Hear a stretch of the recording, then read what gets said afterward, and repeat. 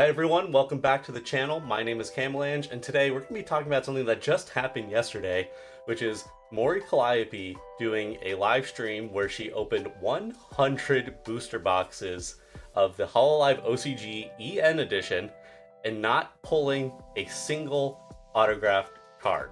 Now, this has opened a lot of discussion about pull rates in the OCG, specifically around the EN release. Now, I don't have any confirmed information regarding pull rates, so if you're looking to this video for me to give you like a definitive ratio of the rarity, I'm not gonna be able to do that for you. However, there's been a lot of different back and forth from people on this being bad publicity for the game. You know, it's a brand new game in America, in a lot of other territories, and one of your primary talents has opened an unrealistic amount of product that I think most consumers would never purchase. This is roughly, like, if I'm being generous on the low end, you're looking at over $6,000 of product right there.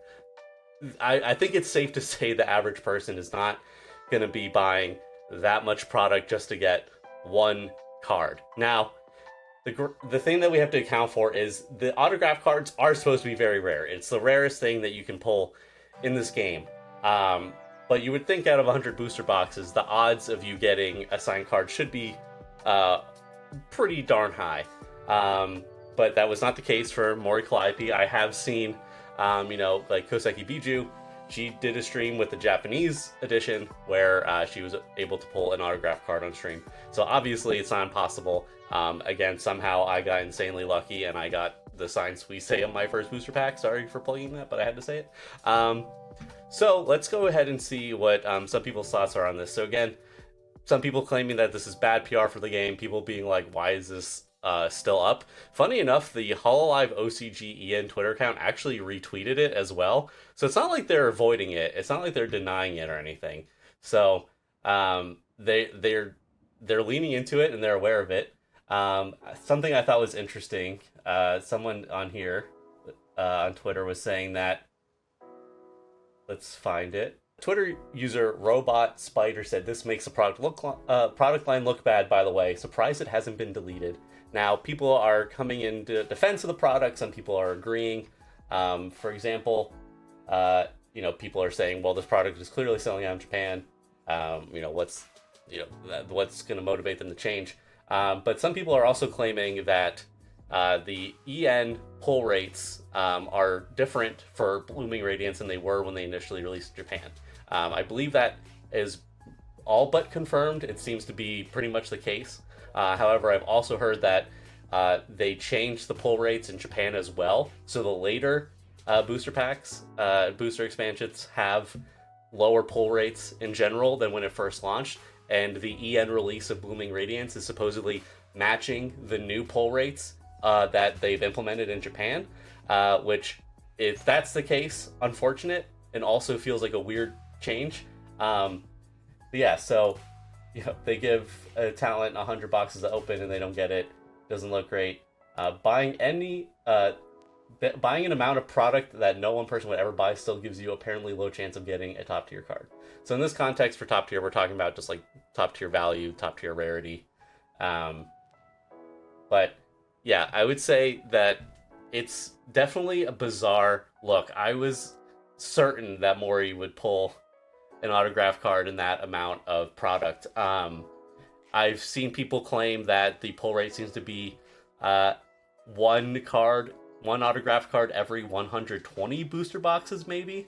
So that is kind of an insane amount.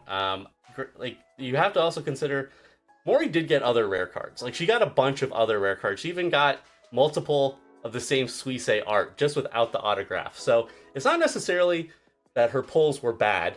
It's just she didn't get Kiara or Suisei autograph cards. And that was obviously her goal, as it is for many people. But I want to know where people stand on this. I'm very curious if anyone out there has been able to like actually crunch the numbers and kind of like figure out, based off of anything that is out there currently, if we have a general idea of what the pull rates are like for the autograph cards here. But this has obviously sparked a lot of debate in the community about is EN different from JP? Is there is it also bad look in America because there's generally less product being sold? That's the other thing you have to factor as well. In Japan, that it's selling very well, but it's brand new in America. Hololive is obviously very popular in America, but as a card game and as a medium of Hololive, VTubing is still relatively niche to a mainstream audience. And if you think about how many people are actually going out and buying Hololive cards right now, it's not easy to get product here. I know for me, as I talked about in other videos, I had to go like an hour drive just to go somewhere that was hosting an event, and the next closest event was like 2 hours away, and that's not even as bad as some other states. So you have less people opening product with these low pull rates, so you're gonna have less people finding autograph cards in general.